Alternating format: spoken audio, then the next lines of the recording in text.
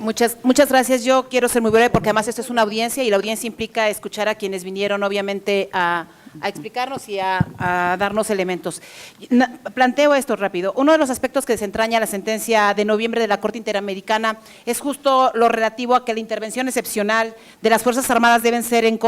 el combate a las sociedades delincuenciales o a la delincuencia organizada y no necesariamente el crimen común. Quiero apuntar, y nada más queda para la reflexión en el proceso siguiente de discusión del dictamen, que en diversos ordenamientos que se han aprobado o pretenden aprobarse en esta Cámara de Diputados,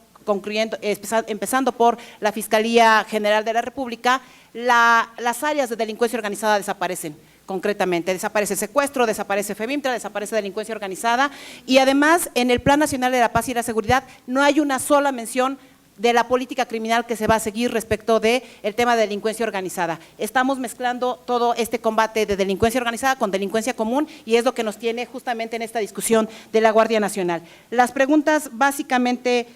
son, y yo lo diría a Alejandro Hopp y a Pedro Salazar, quisiera si pudieran ayudarme un poquito en si consideran que la forma en la que se encuentra redactado el proyecto de decreto del dictamen cumple con las condiciones establecidas por la jurisprudencia de la Corte Interamericana de Derechos Humanos y si de ser aprobada esta iniciativa, digo, ya lo dijeron, sin embargo quiero un poquito más luz, y si en caso de aprobarse este ordenamiento, no estaríamos ante la posibilidad de que la Corte Interamericana sentencie a México en alguno de los momentos por no cumplir con los estándares internacionales que nos están planteando, obviamente. Otra pregunta, ¿consideran ustedes que el dictamen en la propuesta de reforma al artículo 21 de la Constitución se apega a los lineamientos de subordinación y complementariedad antes descritos? Y yo además lo diría una tercera pregunta, modificar algunos de los artículos, como se han planteado incluso en las reservas que ya nos fueron distribuidas a varios de nosotros,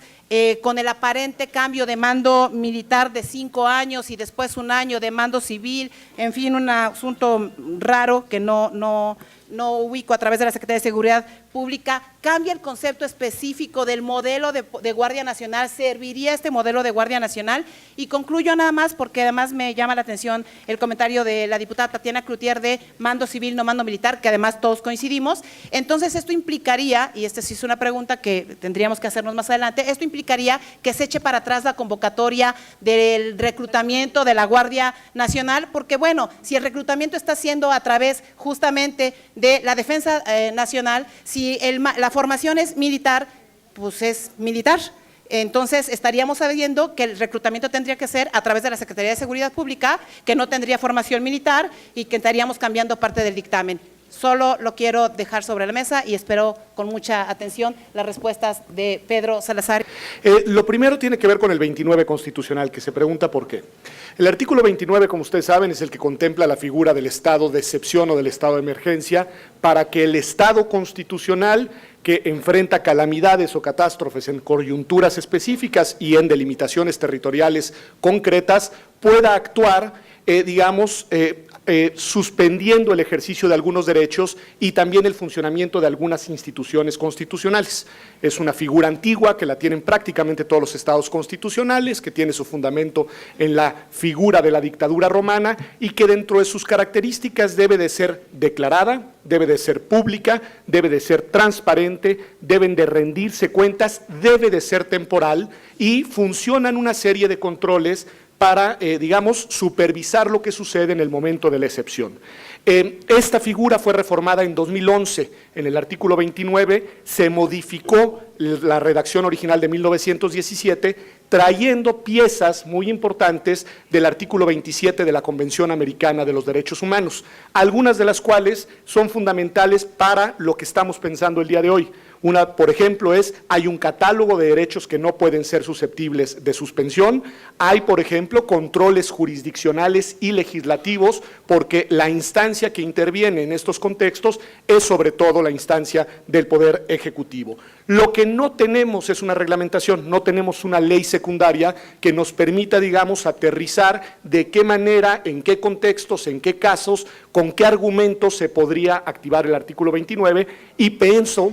como han dicho algunos de los colegas que me han anticipado, que esta es una oportunidad para llevar a cabo esa reglamentación. Incluso quizás si se piensa que esta fuera la vía también para eventuales intervenciones temporales de Fuerzas Armadas, siguiendo los criterios de la Comisión Interamericana, de la Corte Interamericana, perdón, tendría quizá que hacerse una modificación constitucional al 29, pero eso, bueno, ya es un asunto técnico que ustedes tendrían que evaluar. Pero esa es una figura que ya está en la Constitución y que su finalidad es proteger al Estado constitucional ante circunstancias y ante situaciones que lo desafían de manera, vuelvo a decirlo, excepcional o extraordinaria. En segundo lugar, creo que es muy importante lo de la convencionalidad que se citaba. Yo sí creo que una reforma constitucional es susceptible de control de convencionalidad, no tengo duda, y sin necesidad de modificar el 133, porque eso en todo caso es una discusión nacional.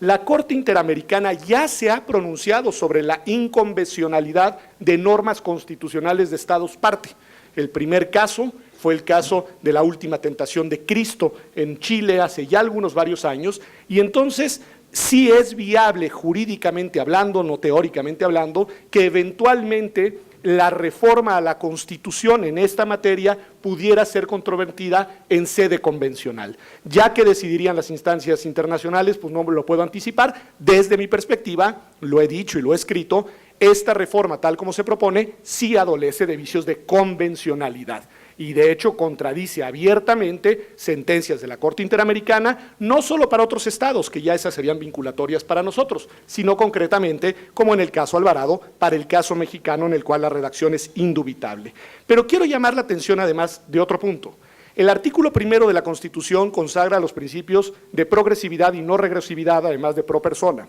Esto abre la puerta incluso para que pudiera haber una discusión interesante al interior de nuestra Suprema Corte de Justicia. Nunca la Corte ha aceptado pronunciarse sobre la dimensión sustantiva de reformas constitucionales, y hay un gran debate académico porque nuestra Constitución no tiene cláusulas pétreas, no tiene cláusulas que no puedan reformarse, pero cuando se argumentó y se discutió la Ley de Seguridad Interior, hay que ver lo que discutieron los ministros y ministras. No discutieron únicamente la incompatibilidad técnica frente a los textos constitucionales expresos, discutieron la incompatibilidad conceptual de lo que se proponía con el modelo de la militarización frente al paradigma del Estado constitucional de derecho, es decir, una incompatibilidad que trasciende la redacción. Por eso cuando yo expuse al principio dije, en principio se libraría el control de constitucionalidad nacional, pero un debate podría abrirse también en ese sentido, porque vuelvo a decirlo, yo sí estoy convencido de que este planteamiento jurídicamente hablando y también teóricamente hablando es incompatible con el Estado constitucional. Concluyo porque se me acabó el tiempo, solo con una cuestión. Sí, legisladoras y legisladores, este tema es uno de los más delicados para todo Estado constitucional, porque el Estado no debe pecar ni por omisión ni por exceso. Y encontrar ese equilibrio es un equilibrio muy difícil que solo lo hemos encontrado en la modernidad en las instituciones civiles del debido proceso. Muchas gracias.